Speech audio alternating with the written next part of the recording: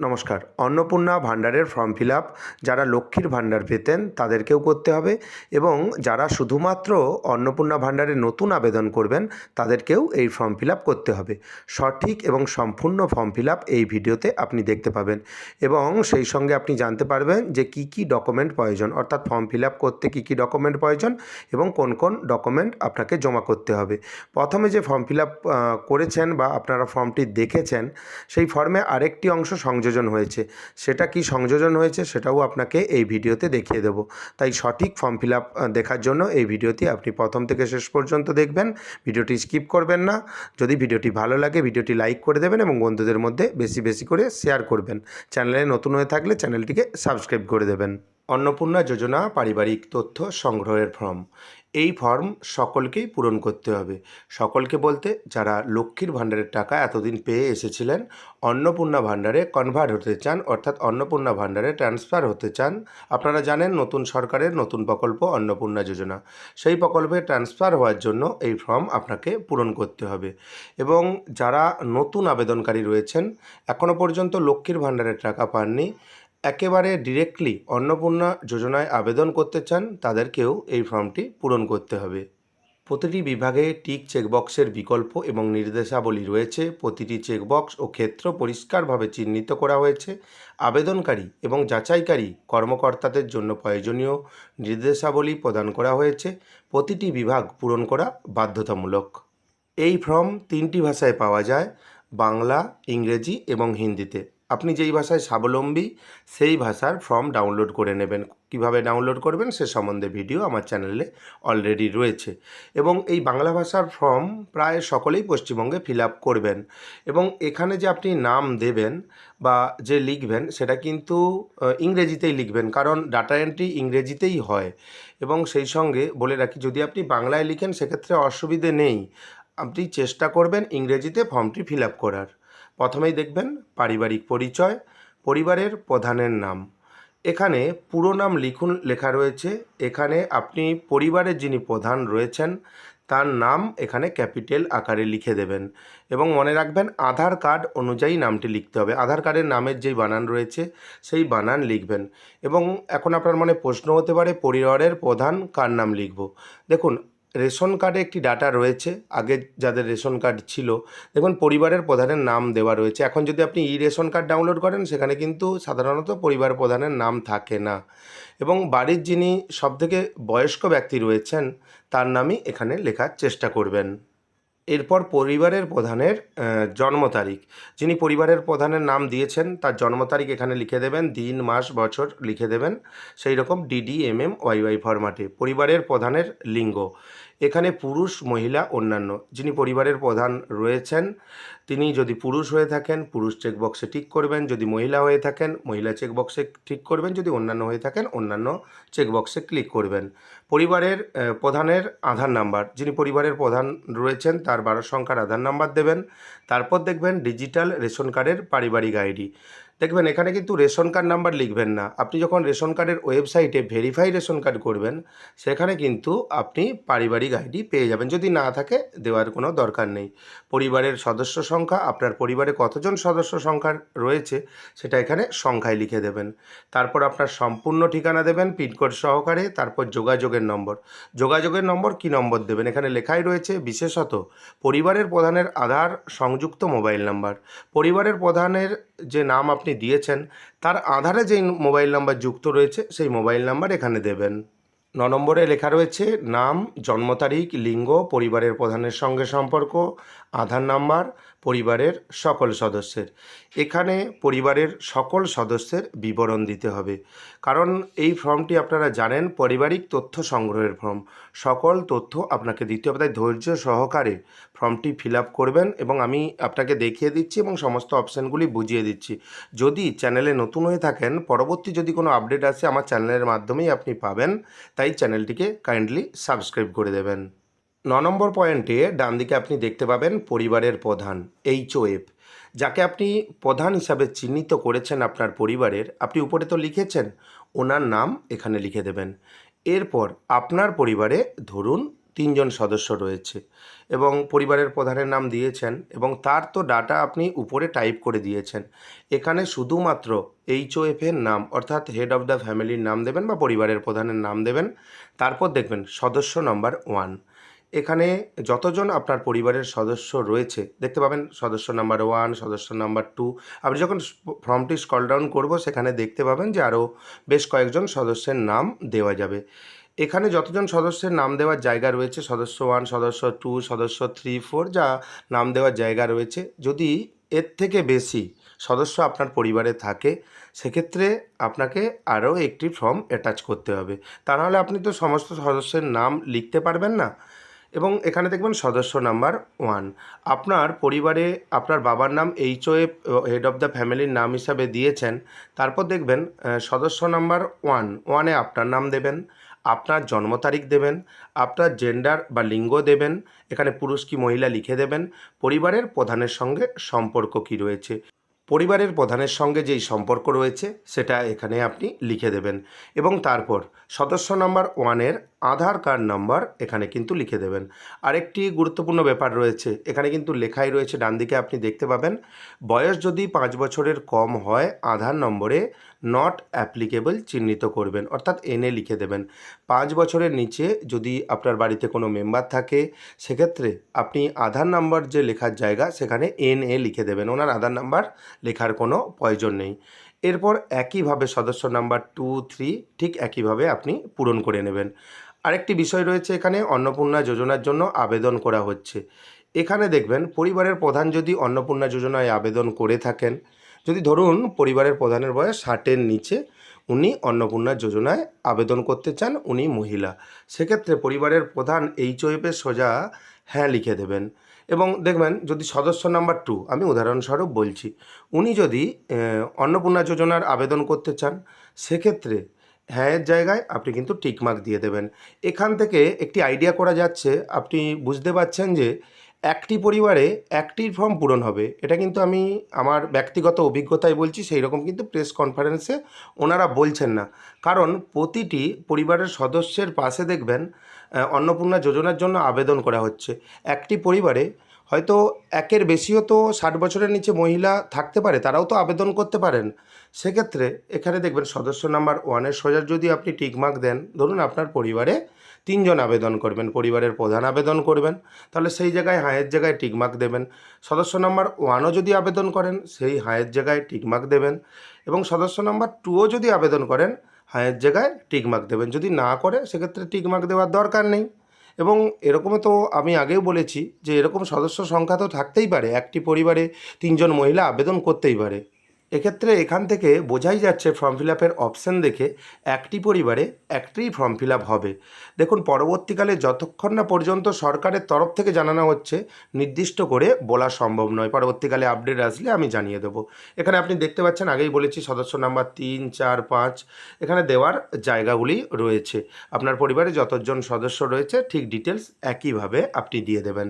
এবং 10 নম্বরে পরিবারের প্রধান এবং পরিবারের সকল প্রাপ্তবয়স্ক সদস্যদের ব্যাঙ্ক অ্যাকাউন্ট নগদ অর্থ স্থানান্তরিতের জন্য প্রথমে দেখবেন HOF head of the family যার নাম দিয়েছেন, ধরুন আপনার বাবার নাম দিয়েছেন বা আপনার স্বামীর নাম দিয়েছেন, উদাহরণস্বরূপ বলছি। এখানে HOF যিনি রয়েছেন হেড অফ দ্য ফ্যামিলি তার ব্যাঙ্ক, এখানে কোন ব্যাঙ্কে অ্যাকাউন্ট রয়েছে সেটা আপনি এখানে লিখবেন এবং তারপর দেখতে পাবেন ব্যাঙ্ক এখানে অ্যাকাউন্ট নাম্বার, ব্যাঙ্কের যে অ্যাকাউন্ট নাম্বার রয়েছে সেই অ্যাকাউন্ট নাম্বার লিখবেন। তারপর আপনি দেখতে পাবেন IFSC কোড, নির্দিষ্ট একটি IFSC কোড থাকে নির্দিষ্ট ব্যাংকের আলাদা আলাদা, এখানে IFSC কোড লিখবেন। এটা HOF-এর জন্য হয়ে গেল। তারপর দেখবেন সদস্য নাম্বার 1 ঠিক একইভাবে কোন ব্যাংকে সদস্য নাম্বার 1-এর অ্যাকাউন্ট রয়েছে সেই ব্যাংকের নাম দেবেন, তারপর অ্যাকাউন্ট নাম্বার দেবেন, তারপর IFSC কোড নাম্বার দেবেন। একইভাবে সদস্য নাম্বার 2, সদস্য নাম্বার 3, সদস্য নাম্বার 4 একইভাবে আপনি কিন্তু পূরণ করে নেবেন। ব্যাঙ্ক অ্যাকাউন্ট দেওয়ার ব্যাপারে ডান দিকে একটি ইনফরমেশন দেওয়া রয়েছে, ডিবিটি ক্রেডিটের জন্য আধার লিঙ্কযুক্ত ব্যাঙ্ক অ্যাকাউন্ট প্রদান করুন। আপনারা জানেন সরকারি যে সমস্ত প্রকল্পের টাকা ডিবিটি লিঙ্কের মাধ্যমে দেওয়া হবে, তাই এখানে আপনি যদি HOF হয়ে থাকেন বা সদস্য নাম্বার 1, 2, 3 হয়ে থাকেন, যেই ব্যাংকের তথ্য দেবেন সেই ব্যাংকে যেন ডিবিটি লিঙ্ক থাকে। ডিবিটি লিঙ্ক কীভাবে করবেন সে সম্বন্ধে ভিডিও আমার চ্যানেলে অলরেডি রয়েছে, এবং ডিবিটি লিঙ্ক রয়েছে কি না অনলাইনে আপনি চেক করে নিতে পারবেন, সে সম্বন্ধেও ভিডিও আমার চ্যানেলে রয়েছে। তাই মোট কথা বলতে পারি যে এখানে আপনি ডিবিটি লিঙ্কযুক্ত ব্যাঙ্ক অ্যাকাউন্টের তথ্য দেবেন। এরপর ফর্ম এখনও অনেক পেজ রয়েছে, এইমাত্র 2টি পেজ হয়েছে। আপনি স্ক্রল ডাউন করে সামান্য নিচের দিকে আসবেন। এরপর দেখতে পাবেন বিভাগ ক্ষেত্র বিকল্প ইনপুট। এখানে দেখবেন 11 নম্বর এপিক এইচওএফ এবং সকল সদস্য ভোটার তালিকার অংশ নম্বর সহ। এখানে আপনাকে ভোটার কার্ডের ডিটেলস দিতে হবে। প্রথমেই দেখবেন এইচওএফ এপিক নাম্বার। আপনার বাড়িতে যাকে আপনি হেড অফ দ্য ফ্যামিলি করেছেন তার ভোটার কার্ড নাম্বার এখানে দেবেন। তারপর দেখবেন বিধানসভা ক্ষেত্র এবং অংশ নম্বর। আপনার বিধানসভা ক্ষেত্রের নাম দেবেন এবং প্রতিটি বুথের অংশ নম্বর থাকে, আপনারা দেখবেন সেই অংশ নম্বর এখানে কিন্তু আপনাকে বসিয়ে দিতে হবে। এবং এই অংশ নাম্বার কিভাবে পাবেন আপনারা সাধারণত বিএলওকে জিজ্ঞেস করতে পারেন, বা অনলাইনেও আপনি কিন্তু ভোটার লিস্ট ডাউনলোড কিভাবে করবেন সেই ভোটার লিস্ট ডাউনলোড করলে প্রথম পেজেই আপনি অংশ নম্বর পেয়ে যাবেন। আপনি এইচওএফের ডিটেলস দিলেন, তারপর সদস্য নাম্বার 1, 2, 3, 4, 5 সমস্ত সদস্যের এখানে কিন্তু ডিটেলস একইভাবে দিতে হবে। সদস্য নাম্বার 1-এর এপিক কার্ড নম্বর অর্থাৎ ভোটার কার্ড নাম্বার দেবেন। সদস্য যে রয়েছেন সদস্য নাম্বার 1 বিধানসভা ক্ষেত্র এবং অংশ নম্বর সেটাও কিন্তু দিয়ে দেবেন। এভাবেই সদস্য নাম্বার 1 পূরণ করলেন, একইভাবে সদস্য নাম্বার 2, 3, 4, 5 পূরণ করে নেবেন, আগেও আপনাকে বলেছি। তো এভাবে সঠিক তথ্য দিয়ে পূরণ করবেন, ভুল তথ্য একদমও দেবেন না, সেটা কিন্তু সরকারের তরফ থেকে স্পষ্টতই বলা রয়েছে। এরপর দেখবেন 12 নম্বরে বিভাগ রয়েছে, এটা কিন্তু খুবই গুরুত্বপূর্ণ। এখানে অসংরক্ষিত অর্থাৎ ইউআর যদি হয়ে থাকেন, আনরিজার্ভ হয়ে থাকেন, তাহলে আনরিজার্ভের চেকবক্সে ক্লিক করবেন। এবং আর্থিকভাবে দুর্বল শ্রেণী যারা ইউআর ইডব্লিউএস রয়েছেন, ইকোনমিক্যাল উইকার সেকশন, তারা এখানে টিকমার্ক দেবেন। তফসিল জাতি টিকমার্ক দেবেন। তফসিল উপজাতি যারা রয়েছেন তারা টিকমার্ক দেবেন। অন্যান্য অনগ্রসর শ্রেণী যারা রয়েছেন, ওবিসি যারা রয়েছেন, তারা এখানে টিকমার্ক দেবেন।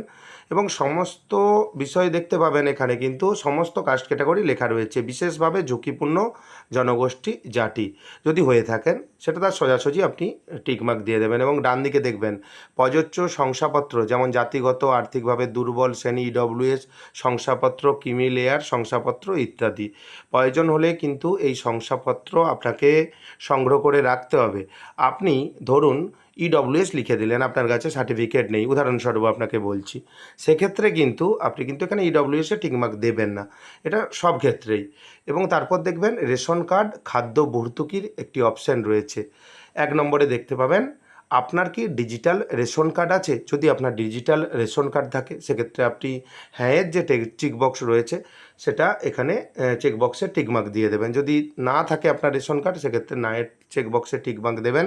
এবং তারপর আপনি দেখতে পাবেন যদি হ্যাঁ হয় তবে কার্ডের ধরন উল্লেখ করুন। আপনার কোন ক্যাটাগরির বাড়িতে কার্ড রয়েছে সেটা আপনি নিজেই জানেন, বা কার্ডে দেখলেই আপনি বুঝতে পারবেন। এওয়াই অর্থাৎ অন্তর্দয়, পিএইচএইচ, এসপিএইচএইচ, আরকেএসওয়াই 1, আরকেএসওয়াই 2 এবং ভর্তুকিহীন। পশ্চিমবঙ্গে যে সকল ক্যাটাগরির কার্ড অ্যাভেলেবল রয়েছে সমস্ত ক্যাটাগরির কার্ড এখানে লেখা রয়েছে। আপনার যেই ক্যাটাগরির কার্ড রয়েছে সেই চেকবক্সে আপনি ক্লিক করবেন। পরিবারটি রেশন দোকান থেকে মাসিক রেশন তুলছে কিনা, আপনি প্রতি মাসে রেশন তুলেন কিনা সেটা কিন্তু হ্যাঁ এবং না চেকবক্স রয়েছে। অনেকে কিন্তু রেশন তুলেন না, সেক্ষেত্রে আপনি নায়ের চেকবক্সে ক্লিক করবেন। আপনি যদি রেশন নিয়মিত তুলে থাকেন প্রতি মাসে সেক্ষেত্রে হাঁয়ের চেকবক্সে ক্লিক করবেন। এরপর দেখবেন সম্পদ, বাড়ির ধরন, আপনার বাড়িতে কি 3 বা তার বেশি পাকা ঘর রয়েছে। যদি আপনার বাড়িতে 3 কামরা বা তার বেশি পাকা ঘর থাকে সেক্ষেত্রে আপনি হ্যাঁ চেক বক্সে টিকমার্ক দেবেন, তা না হলে আপনি নায়ের চেক বক্সে টিকমার্ক দেবেন। তারপর আপনি দেখবেন পারিবারিক জমির মালিকানা, আপনার পরিবারের যে জমির মালিকানা কি রয়েছে। যদি আপনার নামে থাকে তাহলে হ্যাঁ চেক বক্সে ক্লিক করবেন, তা না হলে না চেক বক্সে ক্লিক করবেন। এবং ডান দিকে লেখাই রয়েছে দেখতে পাবেন রেজিস্ট্রেশন নথি, মিউটেশন কপি এবং আরওআর অর্থাৎ রেকর্ড, হাল নাগাদের তারিখসহ সর্বশেষ জমির রেকর্ডের কপিও কিন্তু লাগবে। এখানে ডিটেলস দেওয়া রয়েছে, আপনার কাছে যেই ডকুমেন্টস রয়েছে সেই ডকুমেন্ট আপনাকে সাবমিট করতে হবে। এরপর আপনার পরিবারের যে জমি রয়েছে সেই জমির ডিটেলস কিন্তু এখানে দিতে হবে। ডান দিকে নির্দেশনা একটু পড়ে নেবেন। রেজিস্ট্রেশন নথি সর্বশেষ আরওআর জমির নথি, আরওআর বলতে রেকর্ডের কথাই বলা হয়েছে। এখানে দেখবেন পরিবারের সকল সদস্যের মোট জমির পরিমাণ, আপনার পরিবারে ধরুন ৩ জন সদস্য রয়েছে, আপনার পরিবারের হেডের নামে জমি রয়েছে, ধরুন ২ শতক জমি রয়েছে এবং পরিবারের ১ নম্বর যিনি সদস্য রয়েছেন তার নামে ৩ শতক জমি রয়েছে।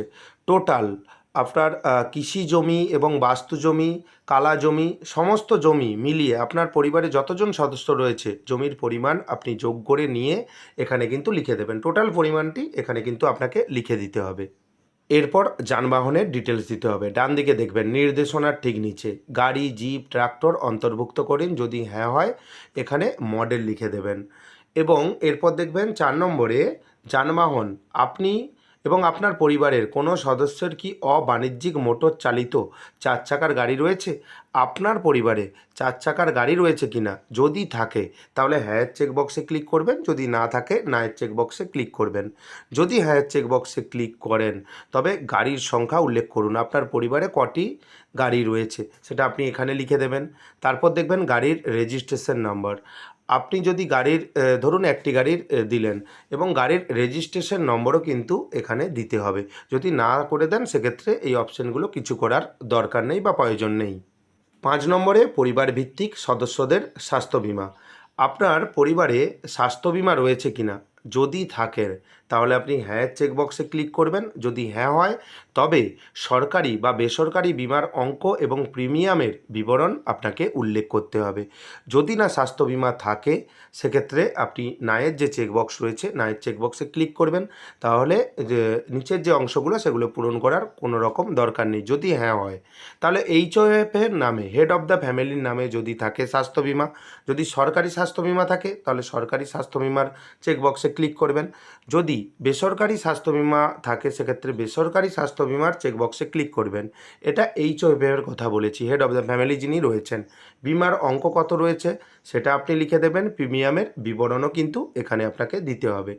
এরপর ধরুন সদস্য নাম্বার 2 যিনি রয়েছেন তার স্বাস্থ্য বিমা রয়েছে, যদি থাকে সরকারি, যদি স্বাস্থ্য বিমা থাকে সরকারি চেকবক্সে ক্লিক করবেন।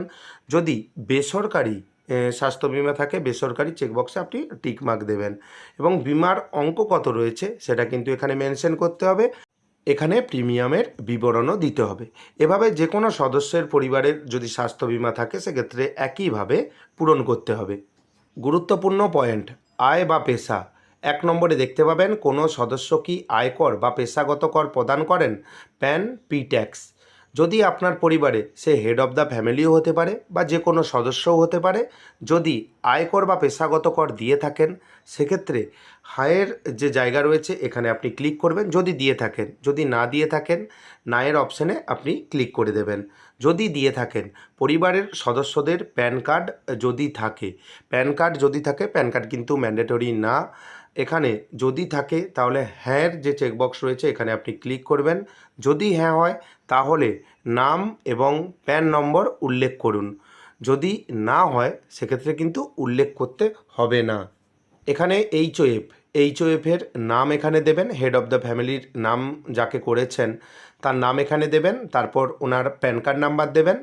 এই গেল। যদি ধরুন সদস্য নাম্বার 2 এর নাম এবং প্যান কার্ড নম্বর যদি থাকে আপনি দিতে পারেন। এভাবেই আপনি কিন্তু ডিটেলস দিয়ে দেবেন।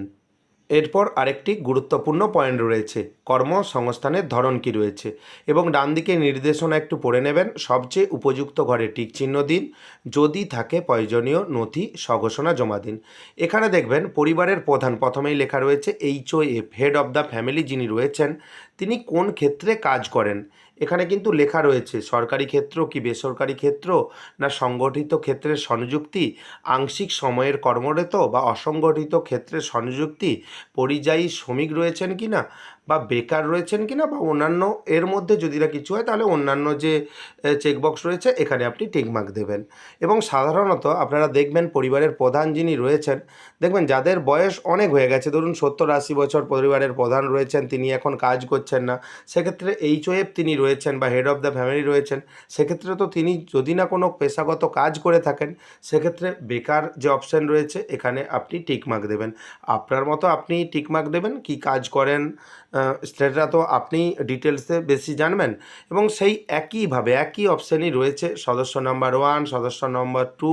আপনার ক্ষেত্রে যেটা রয়েছে আপনি সেই যে চেকবক্স রয়েছে সেখানে আপনি টিকমার্ক দেবেন, যেটা আপনি পেশাগতভাবে করেন। যেই কাজ আপনি বর্তমানে করছেন।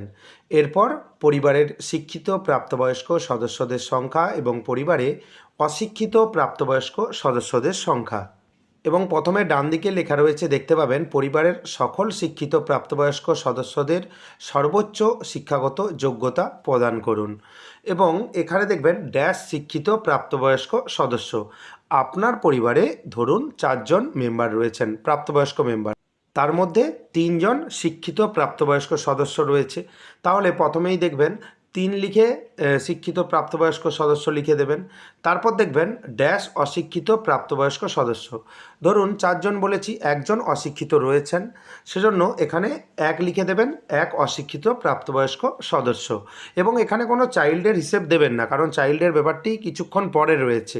এবং এখানে তারপর দেখবেন পরিবারের প্রধান HOF, head of the family, তিনি শিক্ষিত না অশিক্ষিত, এখানে চেকবক্স রয়েছে, সেখানে আপনি টিক দেবেন। যদি শিক্ষিত হয় শিক্ষিত চেকবক্সে টিকমার্ক দেবেন, যদি অশিক্ষিত হয় অশিক্ষিত চেকবক্সে আপনি টিকমার্ক দেবেন।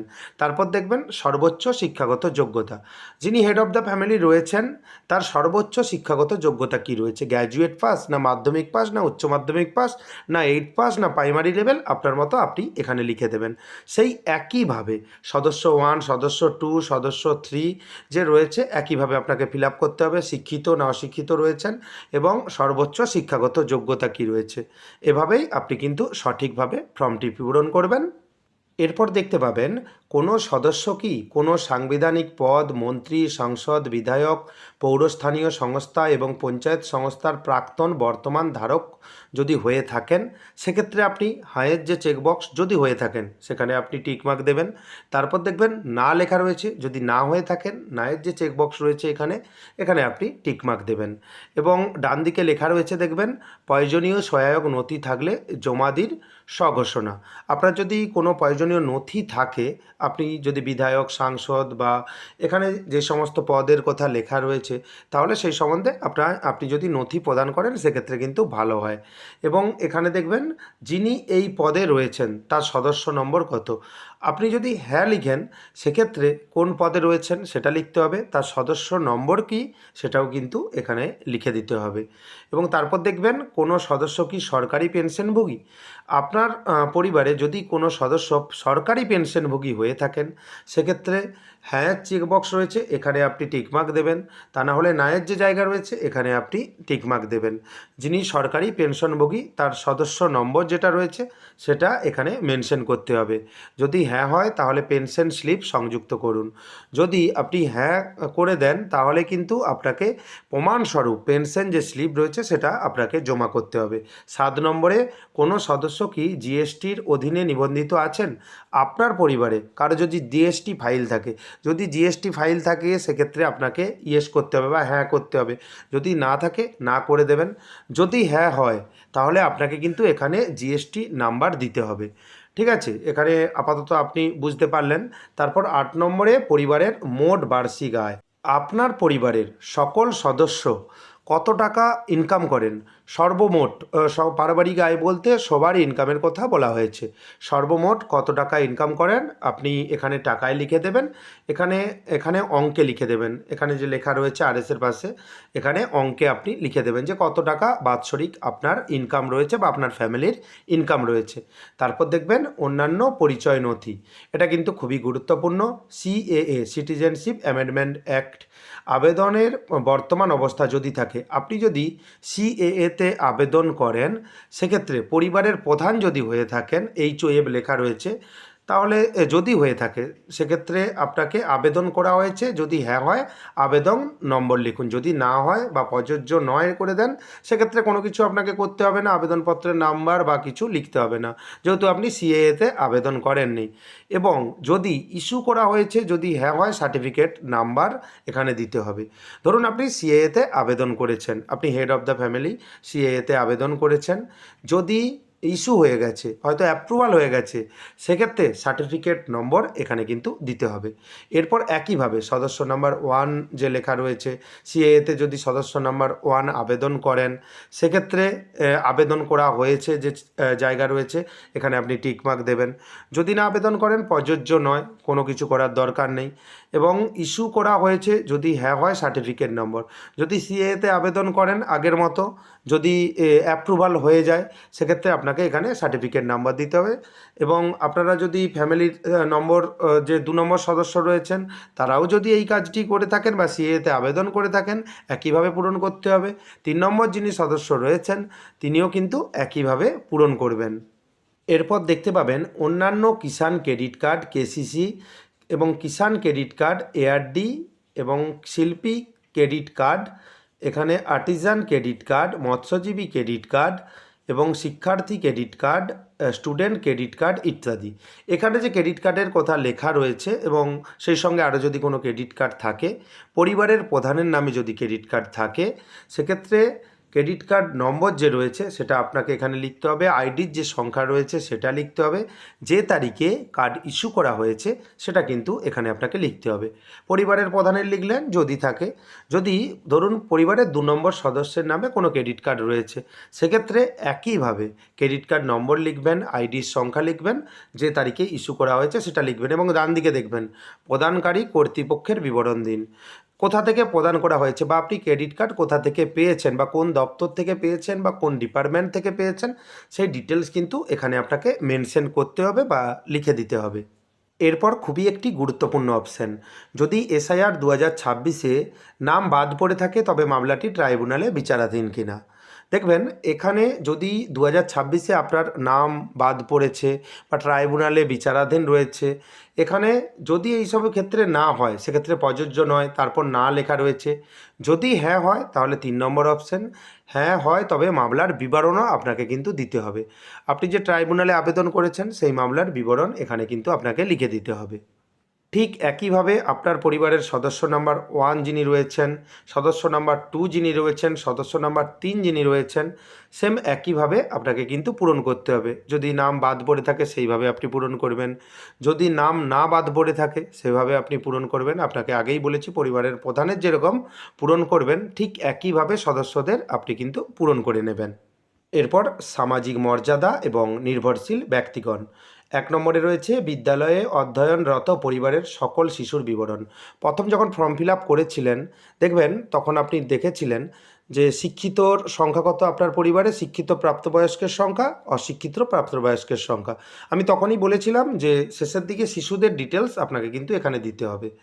এখানে দেখবেন বিদ্যালয়ে অধ্যয়নরত পরিবারের সকল শিশুর বিবরণ যে আপনি দেবেন এবং ডান দিকে আগে পড়ে নেবেন, বিদ্যালয়ের ধরন অন্যান্য নির্বাচন করলে অনুগ্রহ করে বিস্তারিত উল্লেখ করতে হবে, যেমন ওপেন স্কুল, হোম স্কুলিং ইত্যাদি। এবং যদি এখানে বিদ্যালয়ের ধরন দেখবেন শেষে কিন্তু অন্যান্য লেখা রয়েছে, তাহলে অন্যান্য যদি হয় সেই ডিটেলস কিন্তু এখানে মেনশন করতে হবে। আপনার বাড়িতে যতজন শিশু রয়েছে দেখবেন শিশু সদস্য 1, সেখানে শিশুর নাম দেবেন, কোন শ্রেণীতে পড়ে সেটা লিখবেন, বিদ্যালয়ের নাম দেবেন এবং ধরন এখানে লিখে দেবেন যে সরকারি না বেসরকারি বিদ্যালয়, স্বীকৃত মাদ্রাসা, অন্যান্য মাদ্রাসা বা অন্যান্য, যেটা হবে আপনি টিকমার্ক দিয়ে দেবেন তার সোজাসুজি।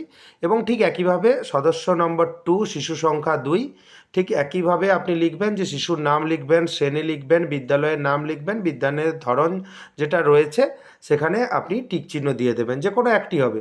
সবই তো একজনের পক্ষে হয় না, কেউ হয়তো সরকারি স্কুলে পড়ে, কেউ বেসরকারি স্কুলে পড়ে, কেউ স্বীকৃত মাদ্রাসায় পড়ে, কেউ বা অন্যান্য মাদ্রাসায় পড়ে, কেউ বা অন্যান্য কোনো স্কুলে পড়ে। অন্যান্য স্কুল বলতে ডান দিকে কিন্তু আগে থেকেই ফর্মে মেনশন করে দেওয়া রয়েছে।